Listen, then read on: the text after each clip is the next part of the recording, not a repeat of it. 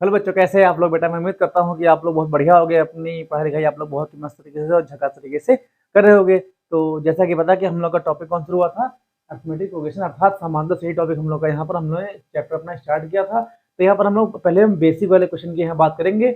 जैसे क्वेश्चन का कह रहा है, क्वेश्चन कह रहा है in which of the following situation does the list of number involve make an arithmetic progression and why. कह रहे हैं ये हमको सिचुएशन यहाँ पर दे रखी है। कह रहे इसमें जो नंबर दिए गए हैं इनको इन्वॉल्व करके एक आपको यहाँ पर कंडीशन दी गई है। क्या ये कंडीशंस आपका एपी फॉर्मेशन में हेल्प करता है, नहीं करता है? अगर एपी में है तो क्यों है ये बताइए। अगर एपी में नहीं है तो कोई बात ही नहीं। तो अपने पहले क्वेश्चन की यहाँ बात करते हैं। तुम्हारा पहला कह रहा है, ये वीडियो थोड़ा सा आपको अच्छा लगे क्योंकि इसमें परछाई शायद ना हो।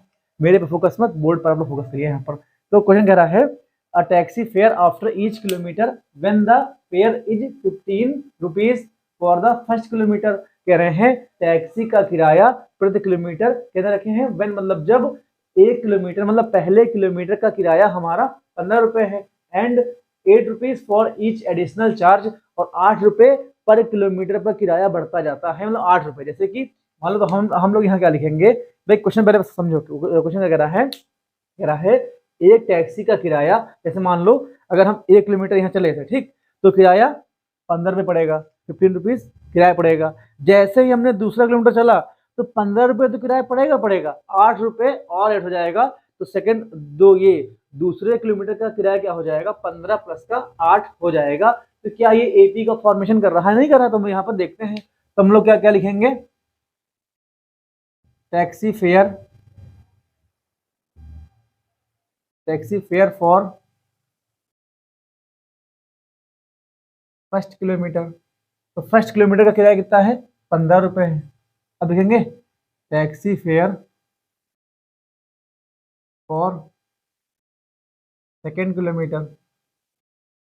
सेकेंड, अब दूसरे किलोमीटर का किराया क्या हो जाएगा, तो ये देखो 15 रुपये तो पहले किलोमीटर का हो जाएगा, 15 तो रहेगा 8 रुपये और यहाँ पर ऐड हो जाएगा। ऐसे हम देखेंगे तो टैक्सी थर्ड क्या हो जाएगा, taxi fare for third kilometre. अब थर्ड किलोमीटर में ये तो रहेगा किराया, जैसे 15 तो यहाँ रहेगा आपके, इसमें 2 8 और ऐड हो जाएंगे, ठीक। ये क्या हो जाएगा, अब ये आपका ऐसे क्रम यहाँ पर चलता जाएगा। तो इसको हम एक क्रम में अगर लिखते हैं, सीक्वेंस में लिखते हैं, पहला कितना कितना जाएगा, पहले किलोमीटर का 15 रुपये किराया हो जाएगा, ठीक क्या हो जाएगा, 15 प्लस का 8 हो जाएगा, ठीक क्या हो जाएगा, 15 प्लस का 2 × 8 हो जाएगा। भाई 8 प्लस 8 16 हो जाएगा, 16 को ऐसे में यहाँ पर हम लिख सकते हैं, ठीक है। ऐसे करते करते किराया आपका बढ़ता जाएगा। अच्छा ठीक है, इसको अगर पूरा लिखोगे तो कितना जाएगा, ये सॉल्व करोगे तो 15 आपका आ जाएगा। 15 8 कितना हो जाएगा, 15 8 आपका 23 यहाँ पे आ जाएगा, 23 आ जाएगा, ठीक। अब देखो 15 और 16, 15 16 कितना जाएगा, 15 16 हम लोग कितना जाएगा, 15 और 16 ऐड करेंगे तो 15 16 हम लोग का 31 यहाँ पे आ जाएगा, कितना आ जाएगा, 31 यहाँ पर आ जाएगा। देखो ऐसे आपका बढ़ता यहाँ पर चला जाएगा। अच्छा ठीक है, इनको हम लोग यहाँ पर सॉल्व करते हैं। देखो एपी की कंडीशन क्या होती है, अगर कोई टर्म आपके एपी में होंगे तो उसमें एक स्पेसिफिक कंडीशन क्या होती है कि किन्हीं भी कॉन्जुगेटिव क्रमागत पदों मतलब टर्म का डिफरेंस हमेशा सबका सेम रहता है। तो यहाँ पे अगर एपी में होंगे तो क्या होना चाहिए, सेकेंड टर्म माइनस का फर्स्ट टर्म इक्वल होना चाहिए, थर्ड टर्म माइनस के सेकेंड टर्म के इक्वल होना चाहिए। अगर ये कंडीशन अप्लाई होगी, अगर ये जो ऊपर दिया गया सीक्वेंस है अगर इस कंडीशन में फॉलो होगा तो हम क्या बोलेंगे कि जो गिवन सिचुएशन पहली हमारी जो कंडीशन है वो आपकी एपी को रिप्रेजेंट करती है, ठीक। अब यहाँ देखो सेकंड कितना जाएगा, ये आपका 23 आ जाएगा, माइनस का ये 15 इक्वल कितना जाएगा, ये 31 माइनस का 23 यहाँ पे आ जाएगा। अब यहाँ देखो इसको अगर माइनस करोगे तो 23 में से 15 जाएगा, कितना बचेगा, ये हम लोग का 8 बचेगा, ठीक है। और यहाँ पर भी 8 बचेगा, 31 में से 23 जाएगा, आपका 8 यहाँ बचेगा। तो हम क्या बोलेंगे, सर देखिए दोनों टर्म के कॉन्जुगेटिव का डिफरेंस कितना आ रहा है, सेम ही आ रहा है। इसमें हम क्या बोलेंगे, सर पहली सिचुएशन हमारी अर्थमेटिक प्रोग्रेशन अर्थात समांतर श्रेणी को रिप्रेजेंट करती है।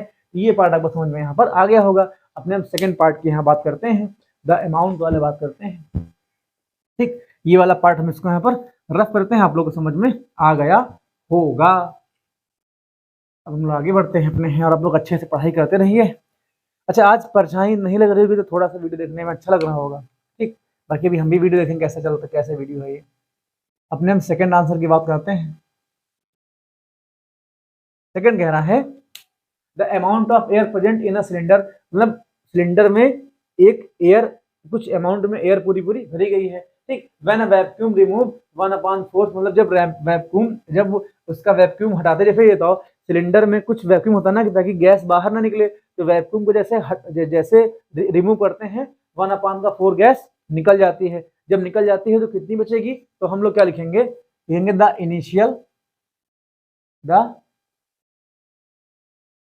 इनिशियल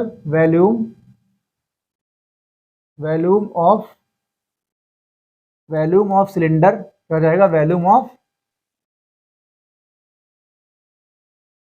सिलेंडर, हम लोग इसको V मान लेंगे, V हम लोग मान लेते हैं। अच्छा, गैस कितनी निकलती है, लिखेंगे रिमूविंग वैक्यूम, तो गैस निकलती है 1/4, मतलब 1/4 गैस निकलती है, तो 1/V का 1/4 हो जाएगा, इतनी गैस निकलती है। तो अब कितनी गैस बचेगी, यहाँ देखो इधर, तो लिखेंगे रिमेनिंग गैस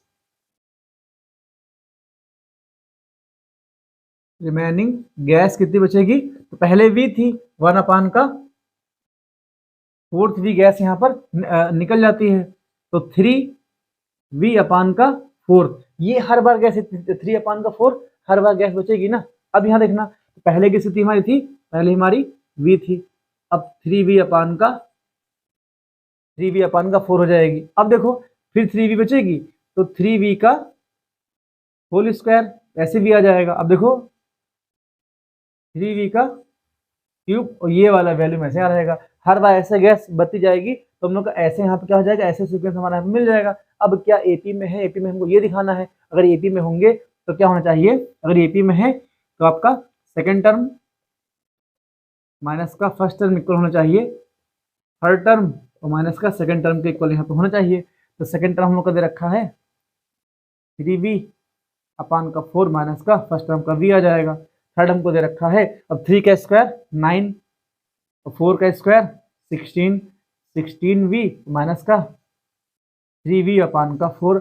अब देखने से लग रहा है कि आपस में इक्वल नहीं होंगे, तो हम लोग क्या बोलेंगे कि the above situation, the given situation are not in AP, ये आपका एपी को रिप्रेजेंट नहीं करता। भाई सॉल्व कर लोगे, आपका एपी में नहीं आएगा। अपने हम थर्ड पार्टी की ओर यहाँ पर चलते हैं, तो इसको हम लोग यहाँ पर रख करके अपने हम थर्ड क्वेश्चन की ओर यहाँ पर प्रस्थान करते हैं। और यहाँ पर हम लोग आपको समझाने, तो ये 2 क्वेश्चन हम लोग यहाँ पर रफ कर देते जो हो चुके हैं, ताकि आप लोग को बोर्ड देखने में अच्छा लगे।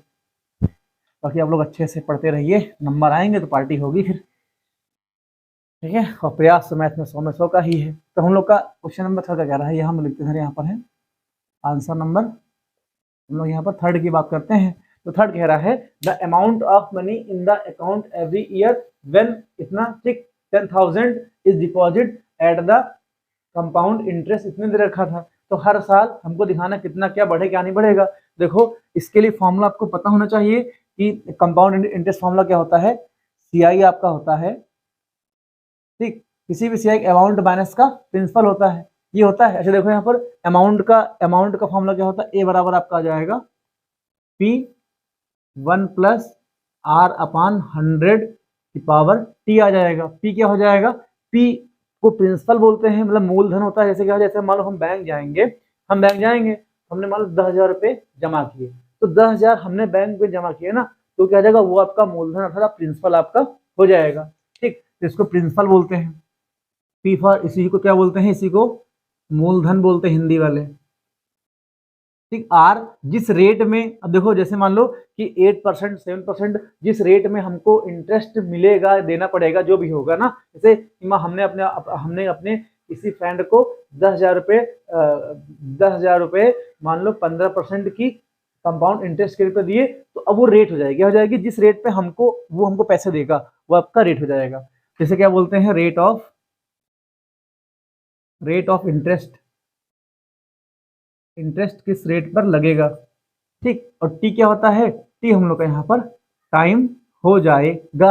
अब इसमें एवरी ईयर बोला गया है, देखो अब इसका ये वाला फॉर्मूला हम लोग यहाँ पर यूज करेंगे। तो देखो इधर अगर ये पुट करोगे, पहले आपका पी कितना जाएगा, पी आपका 10,000 यहाँ हो जाएगा, ठीक 10,000 1 प्लस का आर हम लोग का दे रखा, आर कितना हो जाएगा, आर हम लोग का 8% हो जाएगा, पान का 100 क्या हो जाएगा, जो टी, देखो टी पहले ईयर के लिए टी की वैल्यू 1 रहेगी, तो टी आपका यहाँ पर 1 हो जाएगा। ऐसे सेकेंड ईयर की बात करेंगे तो सेकेंड क्या हो जाएगा, 10,000 आपका आ जाएगा 1 प्लस का 8 अपान का 100, और सेकंड ईयर में टी की वैल्यू 2 हो जाएगी। इसको हम लोग यहाँ पर रफ करते हैं, फिर अपने क्वेश्चन पे यहाँ पर आते हैं।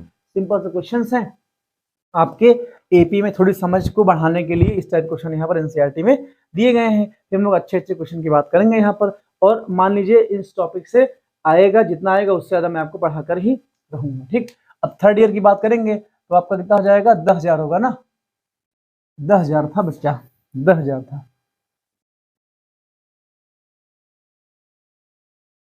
हो जाएगा 1 प्लस का 8 अपान का 100 इंटू कर जाएगा 3 आ जाएगा। ऐसे करते करते पर ईयर ऐसे आपका ये बढ़ता चला जाएगा। अब क्या ये एपी में है, अब तुम खुद देखो, ठीक, यहाँ पर चीजें इंटू लिखी हुई है, अब अगर इनसे इससे माइनस करोगे तो क्या सेम चीज मिलेंगी, नहीं मिलेंगी। देखो क्या हो जाएगा, अगर ये एपी में होंगे तो क्या होना चाहिए, सेकेंड टर्म माइनस का फर्स्ट टर्म इक्वल आपका होना चाहिए थर्ड टर्म माइनस का सेकेंड टर्म के इक्वल यहाँ पर आना चाहिए। तो सेकेंड टर्म हम लोग का दे रखा है 10,000, 1 प्लस का 8 अपान का 100, और यहाँ पर स्क्वायर आ जाएगा माइनस का। अब यहाँ देखो हम लोग को दे रखा है 10,000, फर्स्ट टर्म दे रखा 10,000, 10,000 प्लस का 1 प्लस का 8 अपान का 100, तो कितना दे रखा है हमको, यहाँ पर 1 दे रखा है। अब इनको सॉल्व करोगे तो थर्ड टर्म के इक्वल आना चाहिए, हालांकि आएगा नहीं, केवल आप लोग सॉल्व करना तो इक्वल यहाँ पर नहीं आने वाला है, इतना काम आप लोग यहाँ करना। हमको थर्ड टर्म हमको ये दे रखा है, तो रहेगा 10,000 1 प्लस का 8 अपान का 100 कितना जाएगा, 3 आ जाएगा, माइनस का सेकेंड टर्म आपका क्या आ जाएगा, 10,000 1 प्लस का 8 अपान का 100, और कितना जाएगा, ये हम लोग का 2 आ जाएगा। इन दोनों को सॉल्व करोगे इक्वल नहीं आएगा, इक्वल नहीं आएगा तो हम क्या बोलेंगे, सर जो हमको सिचुएशन यहाँ पे दे रखी है वो आपका एपी का फॉर्मेशन नहीं कर रही है। तो ऐसे इस टाइप के क्वेश्चन हम लोग इसको सॉल्व करेंगे। दोस्तों मैं उम्मीद करता हूँ कि ये क्वेश्चन आपको समझ में आया होगा। तो हम लोग नेक्स्ट वीडियो में अपने नेक्स्ट टाइप वाले क्वेश्चन की बात करेंगे। तो के लिए टेक है दोस्तों, जय हिंद।